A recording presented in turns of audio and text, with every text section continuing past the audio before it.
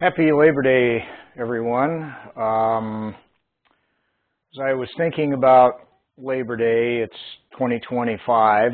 I don't know if many of you remember, but Jerry Lewis used to have a muscular dystrophy telethon, the MDS telethon.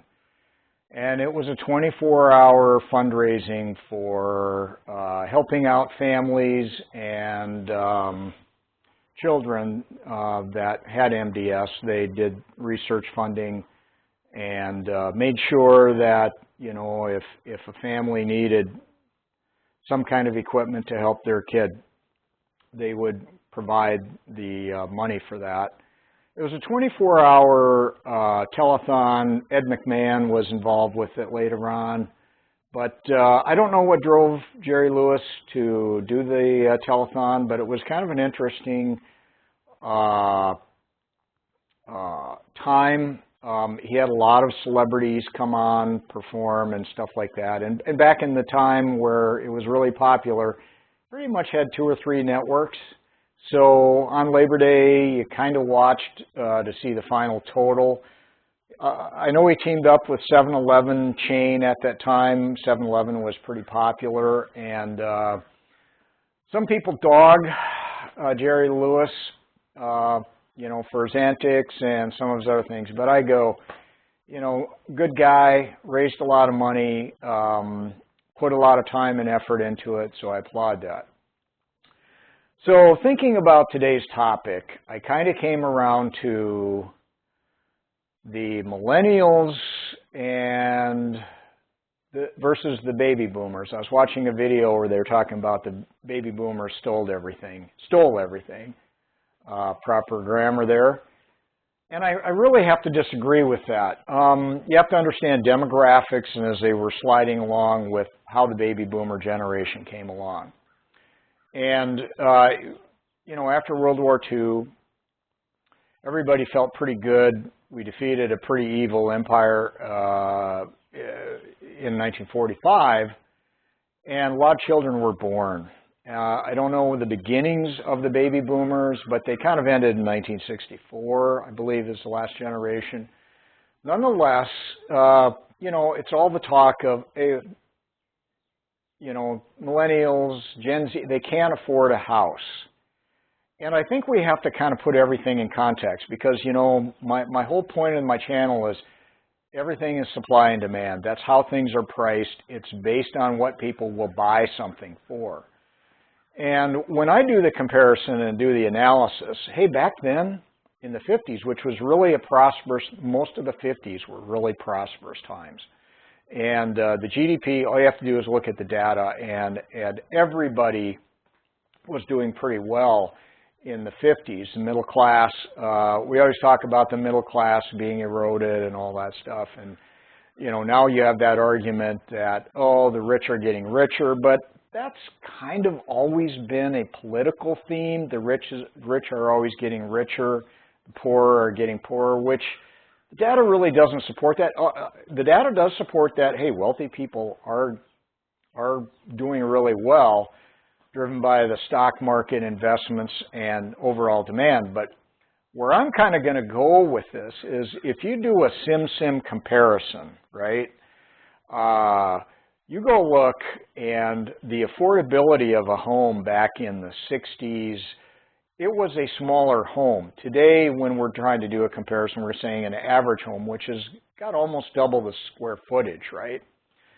And the neighborhood and everything like that. Now, I do agree with the fact that housing prices rose at an unreasonable level. There's something wrong in the system based on interest rates. But I believe that when you're cutting checks during the COVID time, you have an oversupply of money. People were buying things up, and it got a little ridiculous. But that being said, looking at the Gen Z, millennial to the baby boomers, you got to understand, baby boomers oftentimes worked 2 jobs. They worked an overnight shift. They were aggressive because there was this huge supply of labor. And if you showed up for your job late once, you might get one more time and you're out the door because they had people lined up to take your job, even though the wage was relatively poor. When I look at it today, I don't know anybody other than maybe a teenager working in a restaurant that's getting paid minimum wage. Most of these baby boomer generations, they got paid minimum wage, a nickel or dime above that, right? Today, the average starting wage far exceeds whatever the minimum wage is. And so if I go down and dig into the data, I'm like, well, housing really isn't more affordable, but it isn't out of reach as long as you're willing to work. And you have to look at the baby boomers and look at how much time they really put into it, right? That's the facts, okay? Go just do a sim comparison to how many hours, average hours, these people are working in today, okay? We're an entitlement generation, which isn't necessarily bad, but, you know, I fault a lot of the baby boomers on how they raised their kids. Because that generation grew up with their parents working hard and they couldn't have anything, they kind of resented that. Hey, I didn't have a lot of time with my parents, everything like that. So these baby boomers raised their children based on, oh, my kid's it's a friend. No, the relationship is parent. You are a parent. You teach them morals. You teach them a work ethic. And you don't go and try to tell everybody that, well, you're entitled to this, okay? So I think that's kind of what I see out there. I see a lot of these, you know, they just have a total disregard for anybody else.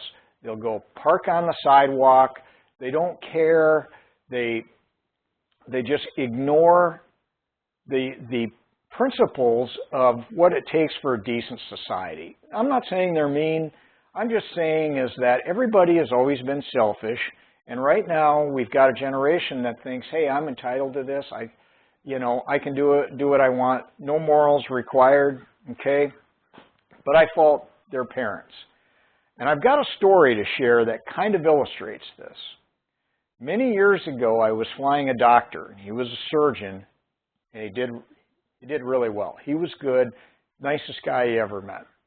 We're flying his airplane, coming back from his retreat up in the mountains, and I asked him, hey, well, so what are you doing this rest of this weekend? He said, well, my daughter's 14. She just got her learner's permit.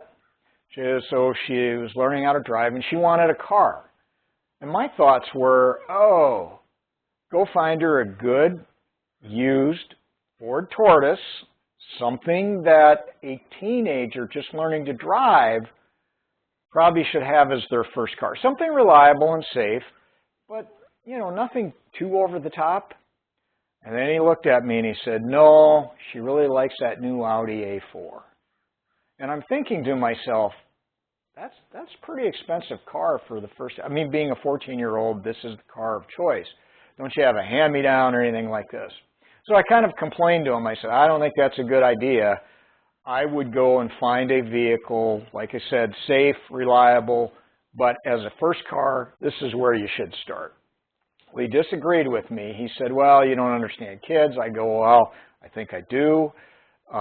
Whether I understand kids or not, I do think the proper thing is to not start at the top, but give them a reason to want to reach for the top. And I think that's kind of society today. We want everything. We want to be right.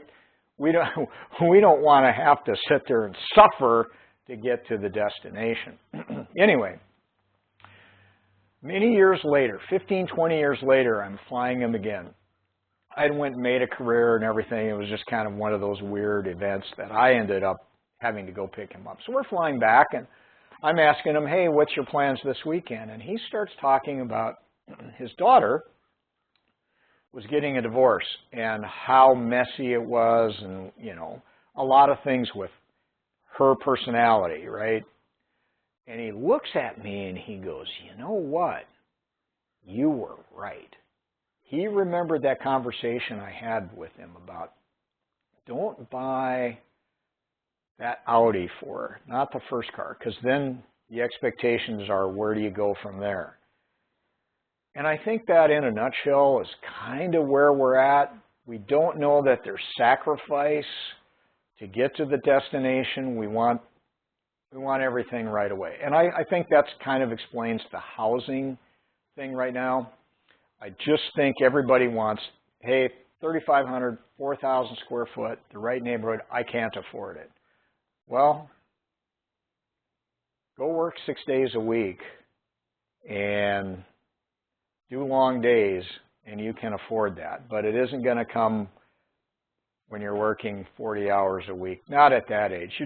It takes a while to develop your skill set and talent so that when you are hired in at a higher wage, you show up and you get it done. And that's all I have to say today.